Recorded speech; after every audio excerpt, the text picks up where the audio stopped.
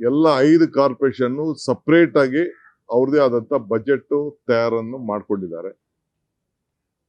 ಯಾರ್ಯಾರಿಗೆ ಏನೇನಿದೆ ಅಂತೇಳಿ MLAಗಳು ಕೂಡ ಅವ್ರದ್ದೆಲ್ಲ ರಿಕ್ವೆಸ್ಟ್ ಮಾಡಿದ್ದಾರೆ. ಅವ್ರ ರಿಕ್ವೆಸ್ಟ್ ಏನಂದ್ರೆ ನಮ್ಗೆ ವಾರ್ಡ್ ವೈಸ್ ಬಜೆಟ್ ನ ನೀವು ಕೊಡಬೇಕು ಅನ್ನೋದು ಒಂದು ಒತ್ತಾಯನ ಮಾಡಿದ್ದಾರೆ.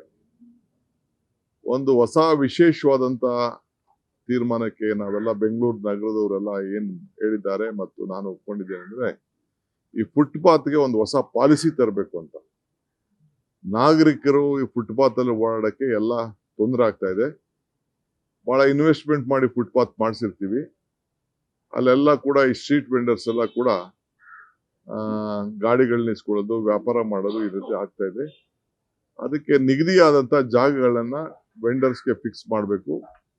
ಈ ಫುಟ್ಪಾತ್ ನ ಕ್ಲೀನ್ ಮಾಡಿ ಅವಕಾಶ ಮಾಡಿಕೊಡ್ಬೇಕು ಜನರು, ನಾಗರಿಕರು ಓಡಾಡಕ್ಕೆ.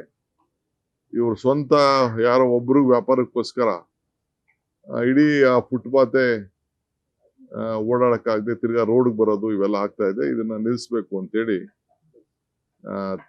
ತೀರ್ಮಾನ ಮಾಡಿ ಆ ಫುಟ್ಪಾತ್ಗೆ ಒಂದು ಹೊಸ ಪಾಲಿಸಿ ಮಾಡಬೇಕು.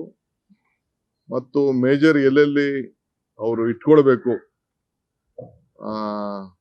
ವೆಂಡಿಂಗ್ ಮಿಷಿನ್ಗಳನ್ನ, ಅಲ್ಲಿ ಅವ್ರು ವ್ಯಾಪಾರ ಮಾಡಬೇಕು ಅನ್ನೋದನ್ನ ರಸ್ತೆಗಳನ್ನ ನಿಗದಿ ಮಾಡಬೇಕು ಅಂತ. ಬೇರೆ ಕಡೆ ಎಲ್ಲ ತೆಗಿತಾ ಇದೀವಿ, ನಾವು ಅನೌನ್ಸ್ ಮಾಡ್ತೀವಿ ಇಂಥ ರೋಡಲ್ಲಿ ಯಾರು ಫುಟ್ಪಾತ್ ಇಟ್ಕೊಳ್ಳಂಗಿಲ್ಲ ಅನ್ನೋದನ್ನ ತೀರ್ಮಾನ ಮಾಡ್ತೀವಿ. ಕೆಲವು ಸೈಡ್ ರೋಡಲ್ಲಿ ಇಟ್ಕೊಳ್ಳೋಕೆ ಯಾರು ರಿಜಿಸ್ಟರ್ ಮಾಡ್ಕೊಂಡಿದ್ದಾರೆ ಅವ್ರಿಗೆ ಅವಕಾಶ ಕೊಡ್ತೀವಿ. ಅದು ಬಿಟ್ಟು ಮಿಕ್ಕಿದ್ದೆಲ್ಲ ತೆಗಿಸ್ಲಿಕ್ಕೆ ಎಲ್ಲ ಶಾಸಕರು ಒಗ್ಗಟ್ಟಿನಿಂದ ಅಭಿಪ್ರಾಯ ವ್ಯಕ್ತಪಡಿಸಿ ನನಗೆ ಇದನ್ನ ಜವಾಬ್ದಾರಿಯನ್ನ ಕೊಟ್ಟಿದ್ದಾರೆ. ಆಮೇಲೆ ಎಲ್ಲ ಫ್ಲೆಕ್ಸ್ಗಳು ನಾವು ಎಷ್ಟೇ ಹೇಳಿದ್ರು ಕೂಡ ಫ್ಲೆಕ್ಸು ಆಗ್ತಾನೆ ಇದ್ದಾರೆ. ಎಲ್ಲಾ ಪಾರ್ಟಿಯವರು ಆಗ್ತಾ ಇದ್ದಾರೆ, ನಮ್ಮ ಪಾರ್ಟಿಯವರು ಆಗ್ತಾ ಇದ್ದಾರೆ, ಎಲ್ಲ ಶಿಶುಕೋಟಿಗಳು ಆಗ್ತಾರೆ. ಯಾರ್ಯಾರ ಹೆಸರು ಅಲ್ಲಿ ಕೆಳಗಡೆ ಇರ್ತದೆ ಅವ್ರಿಗೆ 50 ರಿಂದ 1 ಲಕ್ಷ ರೂಪಾಯಿವರೆಗೂ ಒಂದೊಂದು ಫ್ಲೆಕ್ಸ್ಗೆನೆ ಫೈನ್ ಹಾಕ್ಬೇಕು ಅಂತ ನಾವು ಹೇಳಿದ್ದೇವೆ. ಯಾಕೆಂದ್ರೆ ಈ ಫ್ಲೆಕ್ಸು ದಂಧೆ ವಿಪರೀತ ಆಗ್ತಾ ಇದೆ.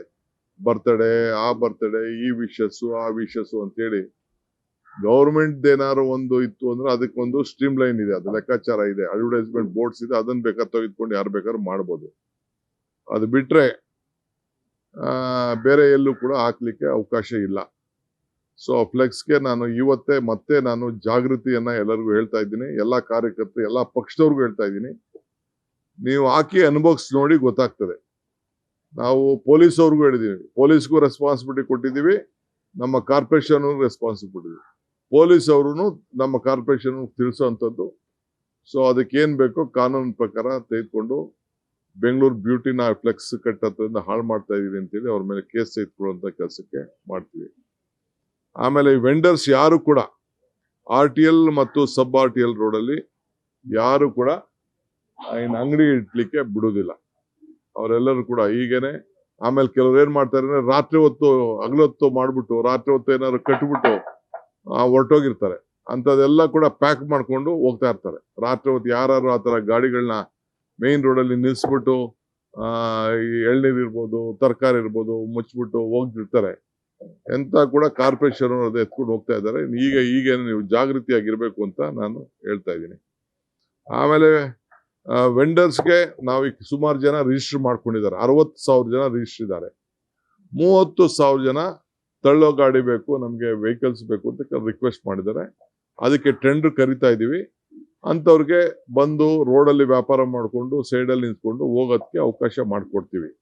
30,000 ಜನ ಈಗ ನಮ್ಗೆ ಬೇಕು ಅಂತ ಕೇಳ್ಕೊಂಡಿದ್ದಾರೆ. ಅದಕ್ಕೆ ಟೆಂಡರ್ ಕರೆದಿದ್ದೀವಿ. ಆಲೆ ಇನ್ನು ಮಿಕ್ಕಿದ್ದು ಕೂಡ ಕರಿತೀವಿ ನಾವು. ಆ ಡಿಸೈನು ಕೂಡ ನಾನು ತೀರ್ಮಾನ ಮಾಡಿದ್ದೀನಿ. ಸೊ ಮಾಡ್ತೀನಿ. 60,000 ಜನ ಅಫಿಷಿಯಲ್ ರಿಜಿಸ್ಟರ್ ಮಾಡ್ಕೊಂಡಿದ್ದಾರೆ ಬೆಂಗಳೂರು ನಗರದಲ್ಲಿ. ಅವ್ರಿಗೆ ನಿಮ್ಗೆ ನಾವೆಲ್ಲಿ ಹೇಳ್ತೀವಿ ಆ ಜಾಗಗಳಲ್ಲಿ ಬೇಕಾದ್ರೆ ನೀವು ವ್ಯಾಪಾರ ಮಾಡಿಕೊಂಡು ನೀವು ಹೋಗ್ಲಿಕ್ಕೆ ಒಂದು ಅವಕಾಶ ಇದೆ. ಆಮೇಲೆ ಯಾರು ಐಡೆಂಟಿ ಕಾರ್ಡ್ ಇಟ್ಕೊಂಡಿದ್ದಾರೆ ಅವ್ರು ಮಾತ್ರ ನಾವು ಇಡ್ಲಿಕ್ಕೆ ಅವಕಾಶ ಮಾಡಿಕೊಡ್ತೀವಿ. ಐಡೆಂಟಿಫಿಕೇಶನ್ ಕಾರ್ಡ್ ಇಲ್ಲದೆ ಹೋದ್ರೆ ನಾವು ಯಾರಿಗೂ ನೀವು ರಿಜಿಸ್ಟರ್ ಮಾಡ್ಕೊಳ್ಳೋ ಯಾರಿಗೂ ಅವಕಾಶ ಇಲ್ಲ.